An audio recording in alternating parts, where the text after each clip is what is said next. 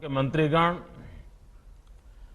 Startup की दुनिया से जुड़े सभी साथियों, विद्यार्थी मित्र, अन्य महानुभाव, देवी और सज्जनों, सेंटर स्टेट साइंस कॉन्क्लेव इस महत्वपूर्ण समारोह में मैं आप सबका स्वागत भी करता हूं, अभिनंदन भी करता हूं। आज के नए भारत में सबका प्रयास की जिस भावना को लेकर हम चल रहे हैं, ये आयोजन उसका एक जीवंत उदाहरण है। साथियों, 21वीं सदी के भारत के विकास में विज्ञान उस ऊर्जा की तरह है जिसमें हर क्षेत्र के विकास को, हर राज्य के विकास को बहुत गति देने का सामर्थ्य है। आज जब भारत चौथी औद्योगिक क्रांति का नेतृत्व करने की तरफ बढ़ रहा है, तो उसमें भारत की साइंस और इस क्षेत्र से जुड़े लोगों की भूमिका बहुत अहम है। ऐसे में नीति निर्माताओं का, शासन प्रशासन से जुड़े हम लोगों का दायित्व और बढ़ जाता है।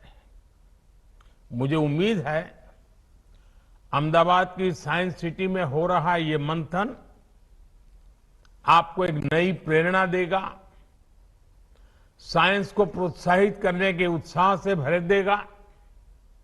साथियों, हमारे शास्त्रों में कहा गया है, ज्ञानम विज्ञान सहितम यद ज्ञात्वा मोक्ष से अशुभात। अर्थात ज्ञान जब विज्ञान के साथ जुड़ता है, जब ज्ञान और विज्ञान से हमारा परिचय होता है, तो संसार की सभी समस्याओं और संकटों से मुक्ति का रास्ता अपने आप खुल जाता है। समाधान का, सॉल्यूशन का, इवोल्यूशन का और इनोवेशन का आधार विज्ञान ही है। इसी प्रेरणा से आज का नया भारत जय जवान, जय किसान, जय विज्ञान के साथ ही जय अनुसंधान का आह्वान करते हुए आगे बढ़ रहा है। साथियों, बीते समय का एक अहम पक्ष है जिसकी ओर मैं आपका ध्यान दिलाना चाहता हूं। इतिहास की वो सीख केंद्र और राज्य दोनों के लिए भविष्य का मार्ग बनाने में बहुत सहायक होगी। अगर हम पिछली शताब्दी के शुरुआती दशकों को याद करें, तो पाते हैं कि दुनिया में किस तरह तबाही और त्रासदी का दौर चल रहा था। लेकिन उस दौर में भी बात चाहे ईस्ट की हो या वेस्ट की, हर जगह के साइंटिस्ट अपनी महान खोज में लगे हुए थे। पश्चिम में Einstein, Fermi, max Planck, Nils bore, Tesla, ऐसे अनेक साइंटिस्ट अपने प्रयोगों से दुनिया को चौंका रहे थे। उसी दौर में सीवी रमन, जगदीश चंद्र बोस, सत्येंद्र नाथ बोस, मेघनाथ साहा, एस चंद्रशेखर, वैसे अनगिनत वैज्ञानिक अपनी नई नई खोज सामने लेकर के आ रहे थे। इन सभी वैज्ञानिकों ने भविष्य को बेहतर बनाने के कई रास्ते खोज दिए, लेकिन ईस्ट और वेस्ट के बीच एक बड़ा अंतर ये रहा कि हमने अपने वैज्ञानिकों के काम को उतना सेलिब्रेट नहीं किया जितना किया जाना चाहिए था। इस वजह से साइंस को लेकर हमारे समाज के एक बड़े हिस्से में उदासीनता का भाव पैदा हो गया। एक बात हमें याद रखनी चाहिए कि जब हम कला को सेलिब्रेट करते हैं तो हम और नए कलाकारों को प्रेरणा भी देते हैं, पैदा भी करते हैं। जब हम खेल को सेलिब्रेट करते हैं तो हम और नए खिलाड़ियों को प्रेरित भी करते हैं, पैदा भी करते हैं। उसी तरह जब हम अपने वैज्ञानिकों की उपलब्धियों को सेलिब्रेट करते हैं तो साइंस हमारे समाज का स्वाभाविक हिस्सा बन जाती है, वो पार्ट ऑफ कल्चर बन जाती है। इसलिए आज सबसे पहला आग्रह मेरा यही है, आप सभी राज्यों से आए हुए लोग हैं, मैं आपसे आग्रह करता हूं कि हम अपने देश के वैज्ञानिकों की उपलब्धियों को जम करके सेलिब्रेट करें, उनका गौरवगान करें, उनका महिमा मंडन करें। कदम कदम पर हमारे देश के वैज्ञानिक हमें अपनी खोज के द्वारा इसका अवसर भी दे रहे हैं। आप सोचिए, आज भारत अगर कोरोना की वैक्सीन विकसित कर सका है, 200 करोड़ से ज्यादा वैक्सीन डोज लगा सका है, तो उसके पीछे हमारे वैज्ञानिकों की कितनी बड़ी ताकत है।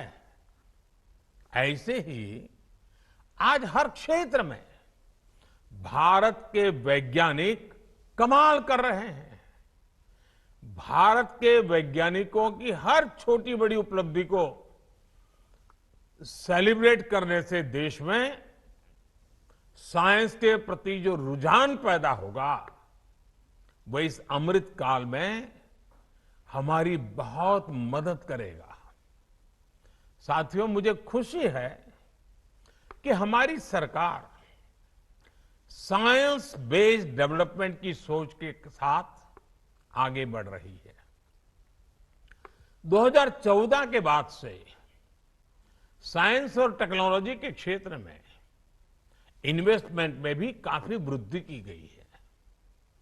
सरकार के प्रयासों से आज भारत ग्लोबल इनोवेशन इंडेक्स में 46वें स्थान पर है, 46, जबकि 2015 में भारत 81 नंबर पर था, 81। इतने कम समय में हम 81 से 46 तक आए हैं, लेकिन यहां रुकना नहीं है, अभी और ऊपर जाना है। आज भारत में रिकॉर्ड संख्या में पेटेंट हो रहे हैं, नए नए इनोवेशन हो रहे हैं। आप भी देख रहे हैं कि आज इस कॉन्क्लेव में इतने सारे स्टार्टअप साइंस के सेक्टर से हमारे यहां आए हैं। देश में स्टार्टअप की लहर बता रही है कि बदलाव कितनी तेजी से आ रहा है। साथियों, आज की युवा पीढ़ी के डीएनए में ही साइंस, टेक्नोलॉजी और इनोवेशन, उसके प्रति रुझान है। वो बहुत तेजी से टेक्नोलॉजी को अडॉप्ट करता है। हमें इस युवा पीढ़ी को पूरी शक्ति से सपोर्ट करना है। आज के नए भारत में युवा पीढ़ी के लिए रिसर्च और इनोवेशन के क्षेत्र में नए सेक्टर बन रहे हैं, नए सेक्टर खुल रहे हैं। स्पेस मिशन हो, डीप ओशन मिशन हो, नेशनल सुपर कंप्यूटिंग मिशन हो, सेमीकंडक्टर मिशन हो, मिशन हाइड्रोजन हो, ड्रोन टेक्नोलॉजी हो, ऐसे अनेक अभियानों पर तेजी से काम चल रहा है। नई नेशनल एजुकेशन पॉलिसी में इस बात पर खास जोर दिया गया है कि विद्यार्थी को उसकी मातृभाषा में साइंस और टेक्नोलॉजी की शिक्षा उपलब्ध हो सके। साथियों, इस अमृत काल में भारत को रिसर्च और इनोवेशन का ग्लोबल सेंटर बनाने के लिए हम सब ने एक साथ मिलकर के अनेक मोर्चों पर काम करना है। अपनी साइंस और टेक्नोलॉजी से जुड़ी रिसर्च को हमें लोकल स्तर पर लेकर जाना है। आज समय की मांग है कि हर राज्य अपनी स्थानीय समस्याओं के हिसाब से स्थानीय समाधान तैयार करने के लिए इनोवेशन पर बल दे। अब जैसे कंस्ट्रक्शन का ही उदाहरण लीजिए। जो टेक्नोलॉजी हिमालय के क्षेत्रों में उपयुक्त है, वो जरूरी नहीं है कि पश्चिमी घाट में भी उतनी ही प्रभावी हो।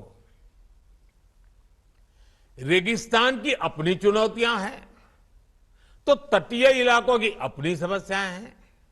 इसलिए आज हम एफोर्डेबल हाउसिंग के लिए भी लाइट हाउस प्रोजेक्ट पर काम कर रहे हैं, जिनमें कई तकनीकों का उपयोग हो रहा है, उसको आजमाया जा रहा है।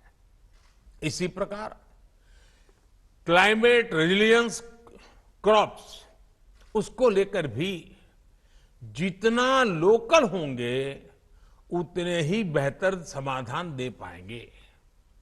हमारे शहरों से निकलने वाला जो वेस्ट प्रोडक्ट है, उसकी रिसाइकलिंग में, सर्कुलर इकोनॉमी में भी साइंस की बड़ी भूमिका है। ऐसी हर चुनौती से निपटने के लिए ये आवश्यक है कि हर राज्य साइंस, इनोवेशन और टेक्नोलॉजी से जुड़ी आधुनिक पॉलिसी का निर्माण करे, उस पर अमल करे। साथियों, सरकार के तौर पर हमें अपने साइंटिस्ट के साथ ज्यादा से ज्यादा कोऑपरेट और कोलैबोरेट करना होगा। इसी से देश में साइंटिफिक मॉडर्निटी का माहौल बढ़ेगा। इनोवेशन को प्रोत्साहित करने के लिए राज्य सरकारों को ज्यादा से ज्यादा वैज्ञानिक संस्थानों के निर्माण पर और प्रक्रियाओं को सरल करने पर बल देना चाहिए। राज्यों में जो उच्च शिक्षा के संस्थान है, उनमें इनोवेशन लैब्स की संख्या भी बढ़ाई जानी चाहिए।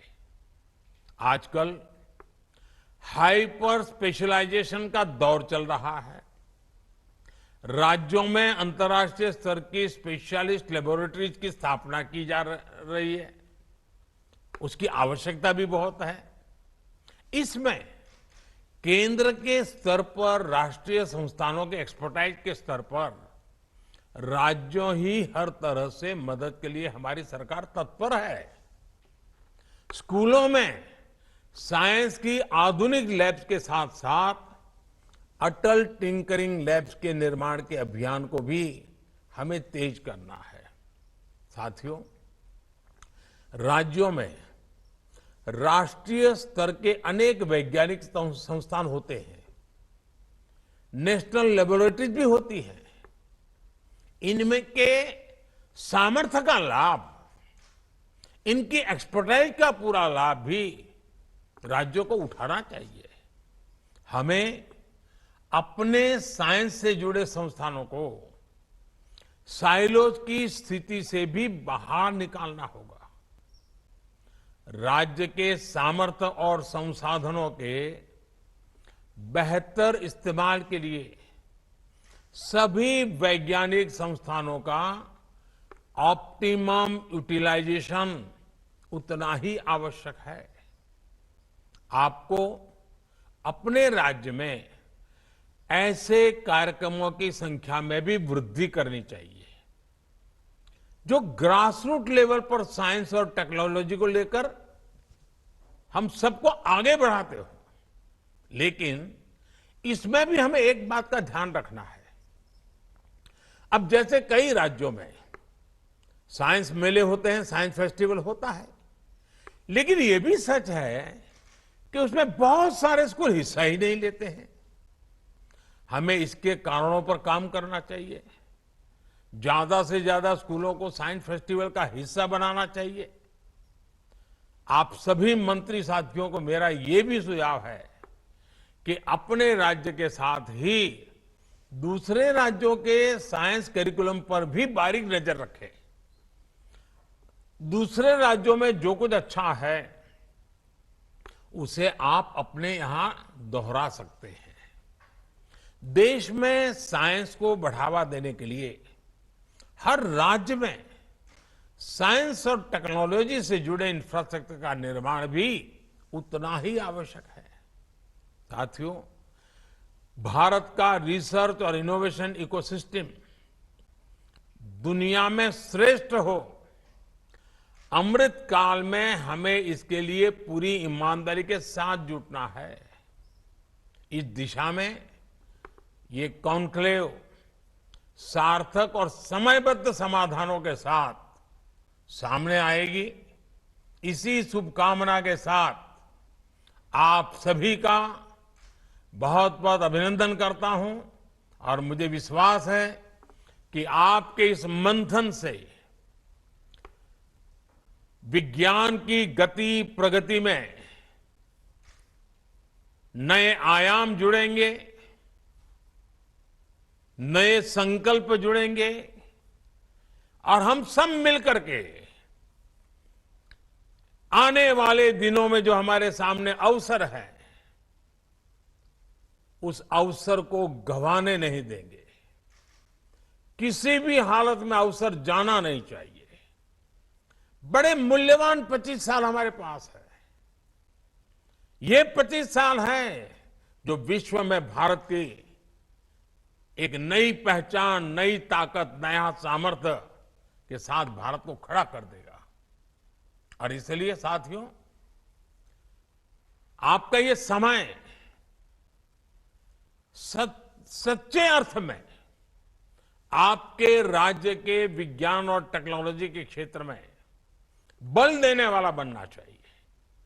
मुझे विश्वास है आप इस मंथन से वो अमृत निकाल के जाएंगे जो अमृत आपके अपने अपने राज्य में अनेक नए अनुसंधानों के साथ देश की प्रगति में जुड़ेगा। बहुत बहुत शुभकामनाएं, बहुत बहुत धन्यवाद। प्रधानमंत्री